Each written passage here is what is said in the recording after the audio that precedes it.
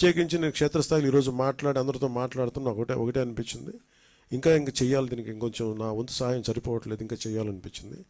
So దాదాపు 400 పంచాయతీలు అనుకుంటే నేను ఒక్కొక్క పంచాయతీకి వ్యక్తిగతంగా నా తరపు నుంచి 1 లక్ష రూపాయలు డైరెక్ట్ పంచాయతీకి వెళ్ళేలాగా ఎలాగ ఉండాలి అనేది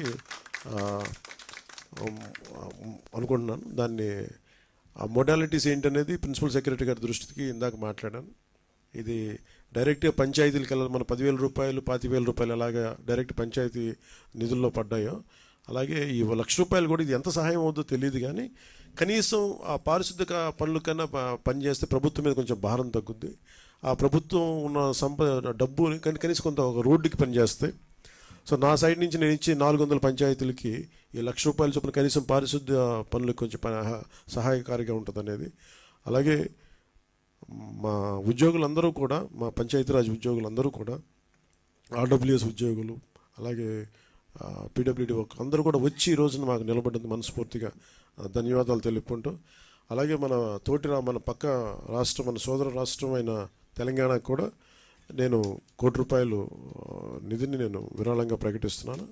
అది తెలంగాణ ముఖ్యమంత్రిగా మన గౌరవ ముఖ్యమంత్రి శ్రీ రేవంత్ రెడ్డి గారికి నేనే స్వయంగా అందజేస్తాను. ఎందుకంటే ఇది కష్టాలు వచ్చినప్పుడు మనందరం ఒకరికొకరు చేదోడు వాదోడుకుంటాం. ఇది తిట్టుకునే సమయం కాదు.